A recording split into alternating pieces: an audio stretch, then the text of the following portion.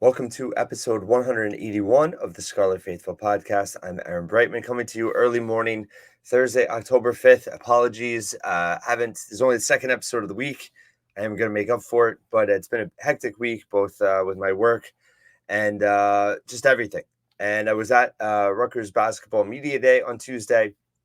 So I did put a lot of content on my YouTube channel. If you don't follow me there, I put 8 player interviews on my YouTube channel that I had with various players, including Gavin Griffiths, who I did write about on Wednesday. Also, Derek Simpson, Mawat Mag, spoke to him about his injury and recovery process. Andre Hyatt, Noah Fernandez, Cliff Omori, who else? Antonio Chol, and Austin Williams. I didn't even write about Austin Williams today. I really liked him. And also have Steve Pikel's press conference on the YouTube channel as well. So there was a lot going on there. And then, I have a lot planned for the rest of the week. We have this episode, which I want to talk about both football and basketball. And then I'm going to have David Anderson back later today, Thursday. And then also I'm going to have a Wisconsin fan and expert and writer probably post it tomorrow morning. I'm going to record that later today too. So a lot going on. So you'll get your 5 podcasts this week, hopefully more. Let's see what happens. But sorry for the delay. And thanks for everyone that does listen. So I wanted to, it's a little bit of synergy and kind of what I'm thinking as I was at Media Day for basketball and thinking about the style they're going to play. Obviously, a lot of, talk and hype about them playing faster.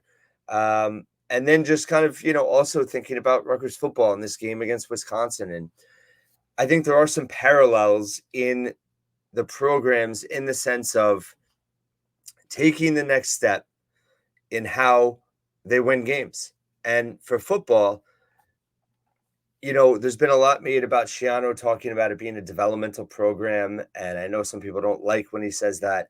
When you think developmental program, you're thinking more player development and you're getting, kind of under the radar guys that aren't the highest recruited that you have to, make into legit Big Ten players. But I think it's more than that. And I think this week is a perfect example where it kind of hit me over my head. What Rutgers is doing this year, it's not just that they have the potential to go to a bowl game, right? It's not just that they're exceeding expectations right now. I mean, we all knew they needed to be 4-1 to have the opportunity to do that. I think nationally or in the Big Ten, people think they're exceeding expectations. I think Rutgers fans, we all thought this is where you have to be to have an opportunity to take the next step. So obviously that step is there for the taking. Wisconsin's not going to be easy. Wisconsin is not the Wisconsin of old. I actually think that Rutgers has a chance in the trenches in terms of their defensive line, getting the best of the Wisconsin offensive line. I think that, defensively, Wisconsin is not the same.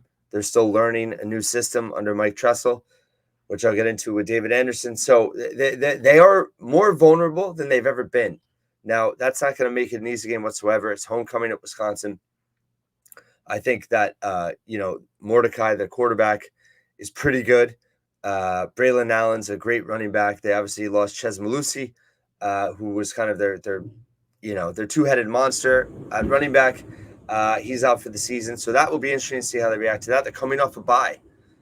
So it's going to be a very hard game. But my point in the development of the program is that Schiano they're playing football, they're winning football the way you do it in the Big Ten. And I think even in 2014, when Rutgers had a good year, they were playing a different style of football. And for obvious reasons, things fell apart, right? It wasn't just football. There was a lot of issues there. But I think in terms of the developmental piece, Schiano is establishing this team. They're learning to win the way they need to win in the Big Ten, long term. And it is about winning now, but it's also winning in a way that's sustainable, right? Because Rutgers is never going to they're never going to have as talented of a roster as Ohio State, Penn State, Michigan, ever. I don't think ever. I think it's okay to say that. That doesn't mean they can't beat them by playing the way that They are playing right now. And that's what my biggest reason for optimism on the rest of the season is that they're playing clean football. They only have 5 drops all year in the receiving core. They're averaging 5 missed tackles a game, which really isn't a lot. They're ninth in the country with I think it's 34 point something penalty yards. And they're tied for the least amount of sacks allowed all season with 2 for just 9 yards. That's number 2 in the country. Aside from the whole turnover thing, just 2 turnovers, 1 interception from Wimsatt. Like those, when you say clean football, I think people think turnovers and penalties, but it's more than that. Not allowing the sacks, not having drops, not missing tackles. It's just they're minimizing their mistakes so well. Now the question is, can they do that moving forward as the Big Ten play, full swing? These next 3 weeks are huge, both with opportunity, but also they have to stay healthy, and fatigue could set in. They're now playing their 6th, 7th, and 8th games in a row. We saw what happened 2 years ago. They went to Northwestern. It was the 7th game in a row, and they played their worst game of that season. A very winnable game. It was right before the bye. So the depth is better. The talent is better. The coaching is better now. So there should be optimism that that's not going to happen. I did put a poll out this week on Twitter. Only 5% out of over 600 voters think that Rutgers is not going to have at least 6 wins this year. So optimism has certainly gone up. Over 50% think they're going to get. It was over 40% think they're going to get 7 wins. And then there was, some more that think they might get 8. I don't know. But I do know that if they can actually play clean football in these games, they're going to have a real shot. The key, aside from doing that, is can they have explosive plays? Can they make explosive plays offensively against Wisconsin? I think it's going to have to be in the pass game. Their secondary is vulnerable. They've given up a lot of chunk plays. They rank really low. I think they're like around 100th nationally. Chunk plays are 10-plus yard plays. Rutgers also is one of the few teams that hasn't given up. I think one of only 2 in the Big Ten that haven't given up a 40-yard pass play yet. So they're not allowing those big plays. That's another part of playing clean football. But against Wisconsin, they're going to have to make some big pass plays. They're just going to have to. And I know they're going to want to run the ball, and they're going to need to run the ball. And can they run the ball against Wisconsin? That's going to be key. But they need a balance, and they're going to have some big pass plays to win. Defensively, I think they're going to have some explosive plays. Can they force turnovers and get a short field for the offense? Can special teams create something? Can they get a block? Can Rochelle get another big run? Can they not allow explosive plays on special teams? It's basic, right? It's basic, but we've never seen for Rutgers to consistently win in the Big Ten. And again, that's, not counting Ohio State, Michigan, Penn State. But if they can beat those other teams, right, it's playing clean and it's making winning plays, making a few big plays a game. And they've taken a step forward in that regard this year. Now is the real test these next 3 weeks. Can they continue to do that? And if they can continue to do that, they could win any of these 3 games. Wisconsin's certainly the hardest. I think they went from overrated to underrated pretty quick. I mean, their one loss is to basically a top 10 Washington State team by single digits. So it's not like Wisconsin is bad. They're just not, at the level they had been for a long time. But I think they'll get there again with Luke Fickell. I think they're the favorite to win the West.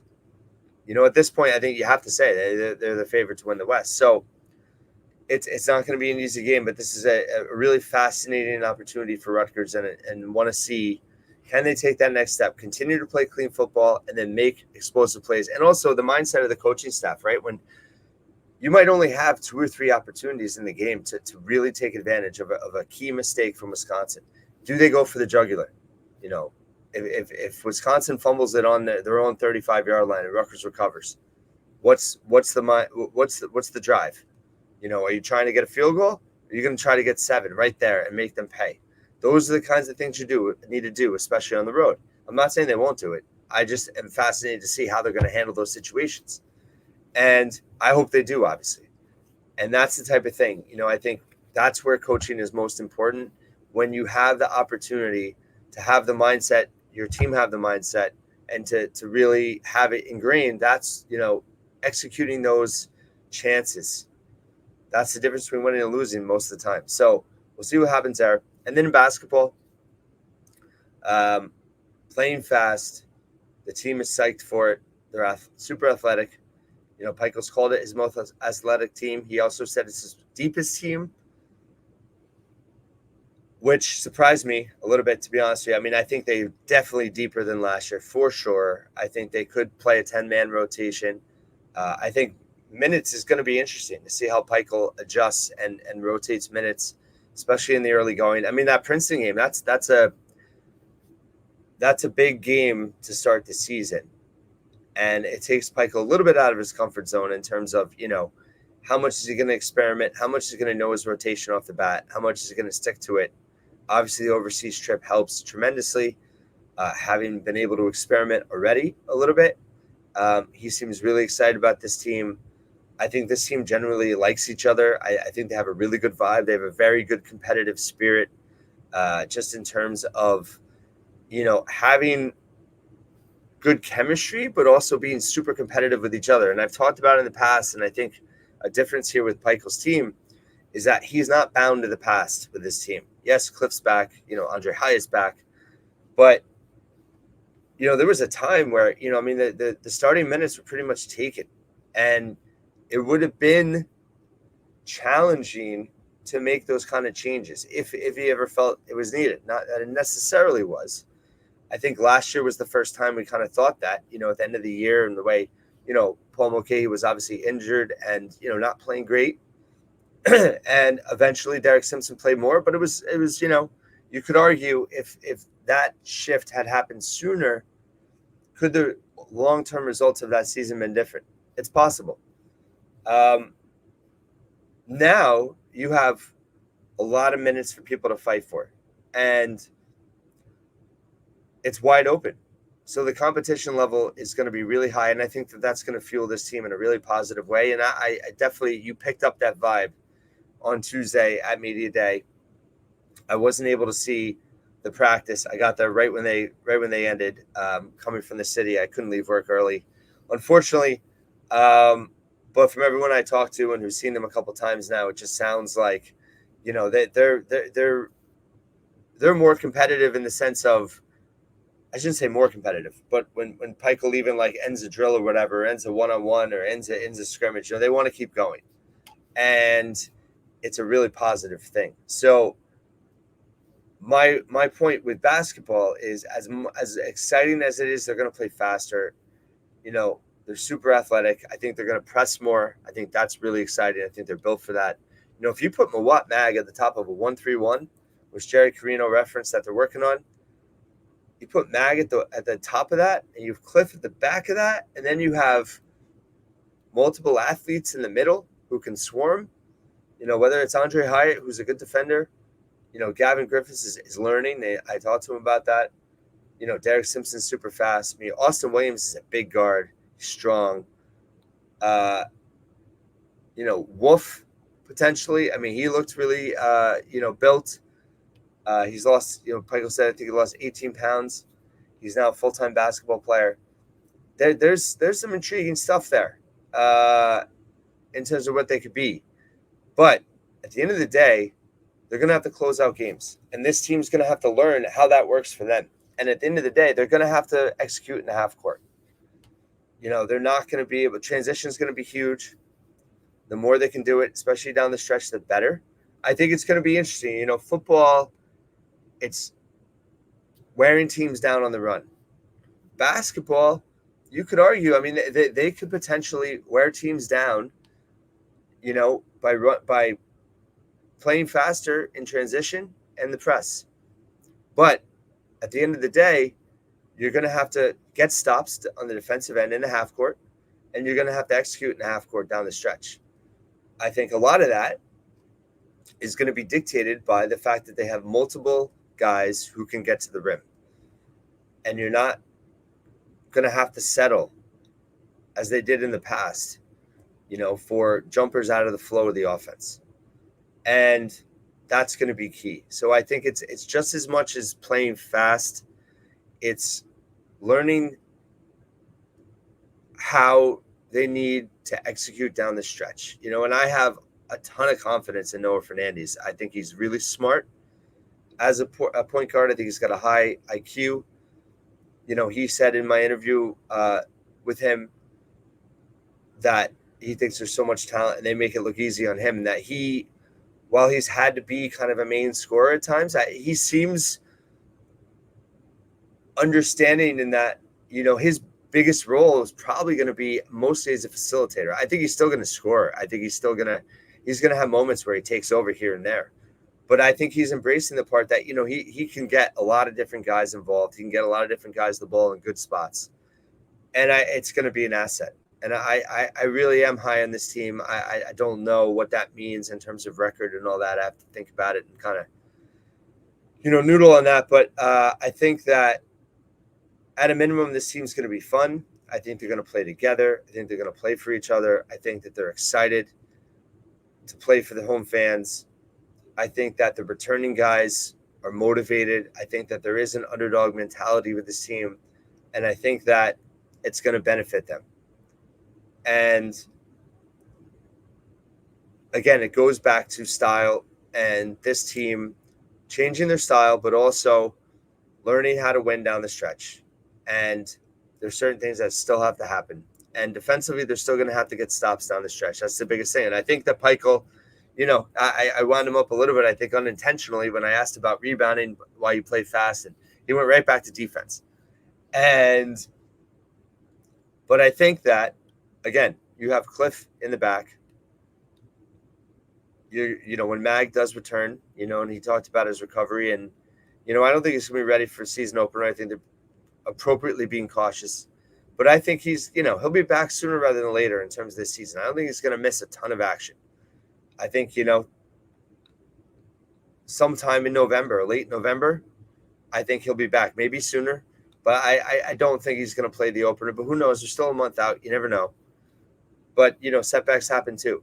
But he's definitely had a schedule. He's definitely, doing things. And he's excited. But he also has the maturity that he's following the guidance. And he just wants to, when he is back, ready to be his old self. So I asked him what he learned and, being, in terms of on the sidelines and how he was frustrated, but, helping his teammates. And I think it's going to give him a perspective that's going to help him when he gets back. So exciting things on both fronts, basketball and football, and big weekend ahead for football. I'm going to have plenty of preview action coming.